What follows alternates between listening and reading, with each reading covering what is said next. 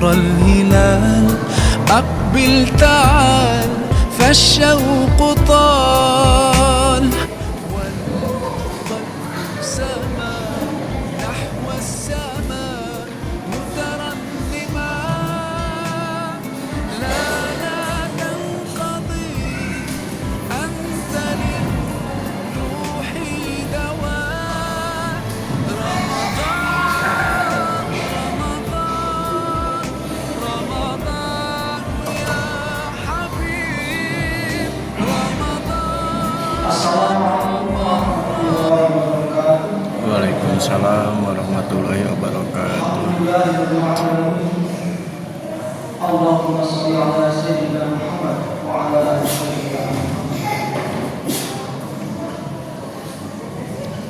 Bapak Ibu jamaah kami Surabaya yang dirahmati Allah Subhanahu wa taala. Terlebih dahulu saya ingin menyampaikan bahwa saya ini berceramah amatiran karena diminta oleh mereka untuk bisa memberikan sesuatu di majelis yang berbahagia ini, insyaallah billahi ta'ala. Dan oleh karena itu apa yang saya sampaikan itu lebih juga diri saya sendiri dan mudah-mudahan ada manfaatnya buat Bapak Ibu sekalian. Oleh sebab itu mohon maaf kalau ada sesuatu yang tidak berkenan dengan apa yang saya sampaikan. Di hari ke-10 ini ada yang 11 jumlah jemaah itu banyak, tapi masjidnya makin luas sehingga kelihatan agak kurang padat karena luas PKM masjidnya. Dalam kesempatan ini saya ingin menyampaikan sesuatu dengan tema Ramadan sebagai bulan istimewa. Bapak Ibu yang dirahmati Allah Subhanahu wa taala,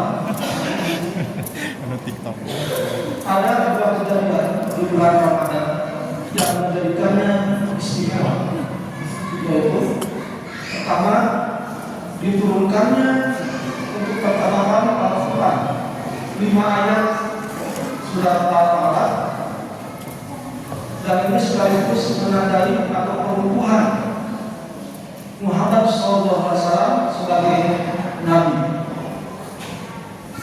Ini di bulan Ramadan. Dan yang kedua, adanya Lailatul Qadar yang hanya ada di bulan Ramadan. Namun selain itu, keistimewaan bulan Ramadan juga diberi berbagai nama berdasarkan Al-Quran, hadis, dan pendapat para ulama. Jadi ada nama-nama lain dari Ramadan ini. Pertama, disebut sebagai Syahrul Quran karena pertama kali Quran diturunkan. Kedua, Syahrul Mubarak, bulan penuh barokah.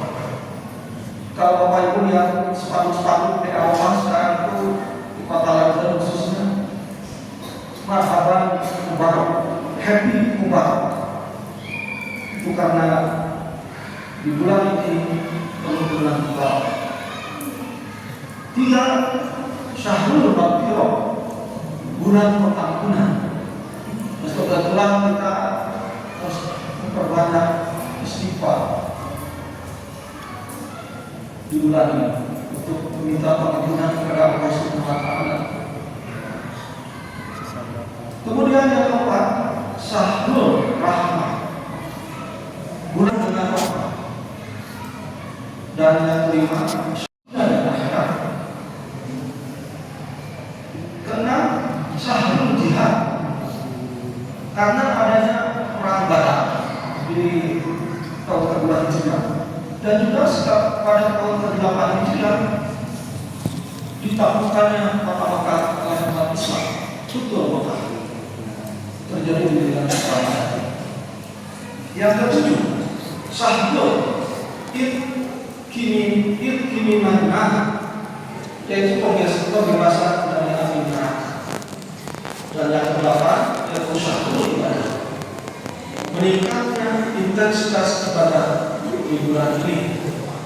Bapak Ibu banyak intensitas ibadahnya di bulan ini khusus.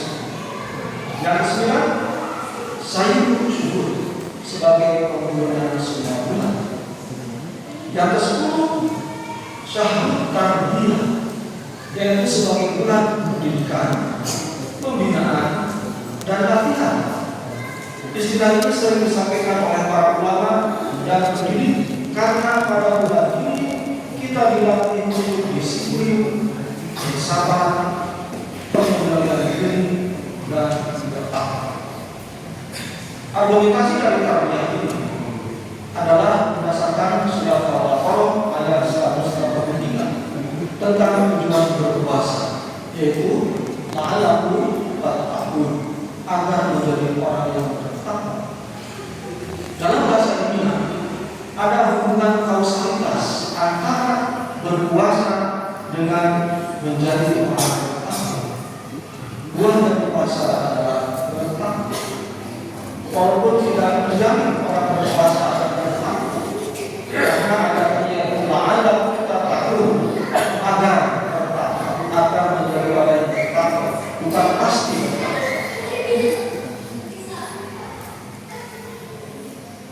Ada juga yang menamai Ramadan ini sebagai bulan Ramadan, yaitu sebagai sekolah di mana kita bisa belajar, berlatih, dan mendapatkan ujian.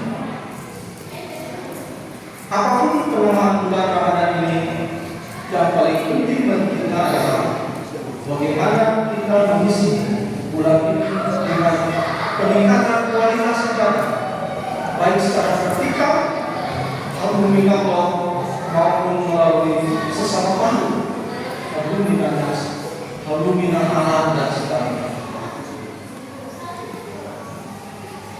Ada fenomena yang menarik kalau saya perhatikan dari cara keagamaan, porsinya itu lebih banyak membahas alhamdulillah dan kurang membahas tentang kesalahan sosial. Padahal Bapak sekalian, ada kurang lebih 28 ayat dalam Al-Quran yang memerintahkan kita untuk beribadah langsung kepada Allah, alhamdulillah, dan berdoa kebaikan kepada sesama manusia. Jadi ayat ini beriringan. Ada sekitar 28 ayat dalam berbagai surat. Ayatnya adalah aqimus shalah wa atuz zakat. Dirikanlah salat dan tunaikanlah zakat. Ayat ini tersurat dan tersirat supaya kita melakukan ibadah bukan hanya vertikal, tetapi juga horizontal. Jadi jangan abaikan ibadah sosial. Banyak masalah sosial yang kita alami mungkin terabaikan. Alangkah ruginya jika seseorang baca sujudnya, zikirnya, bacaan Qur'annya, puasanya, bolak-balik Mekah Madinah, namun masih ikut merusak alam, ikutan korupsi, ikut membuat kebijakan yang menyengsarakan rakyat, curang dalam berdagang, tidak ikut menegakkan keadilan, permisif dan membiarkan kemungkaran, iri dengki terhadap sesama, dan kurang menyantuni fakir miskin. Bahkan Rasulullah SAW menyebut orang yang banyak ibadah di dunia virtualnya tetapi zalim terhadap sesama adalah orang yang bangkrut, sesuai dengan hadis yang diriwayatkan oleh Imam Muslim. Orang bangkrut adalah orang yang banyak ibadah kepada Allah SWT tetapi zalim terhadap sesama, maka pahalanya akan habis diberikan kepada orang yang zalimnya. Bahkan kalau kita coba dosa yang orang zalim ini diberikan kepada orang yang Alhamdulillah. Demikian Bapak Ibu sekalian yang bisa saya sampaikan. Semoga Allah Subhanahu wa taala memberi kemampuan untuk meningkatkan kualitas ibadah kita baik secara vertikal maupun horizontal, dan kita termasuk golongan orang yang makhluk. Amin ya Allah. Amin. Dan semoga Allah Subhanahu wa taala mengapresiasi proses pembelajaran, pelatihan, dan ujian di bulan Ramadan ini dan berdampak kepada kehidupan di 11 bulan berikutnya. Amin ya Allah ya arhamar rahimin. Wallahu a'lam bishawab. Wassalamualaikum warahmatullahi wabarakatuh. Waalaikumsalam.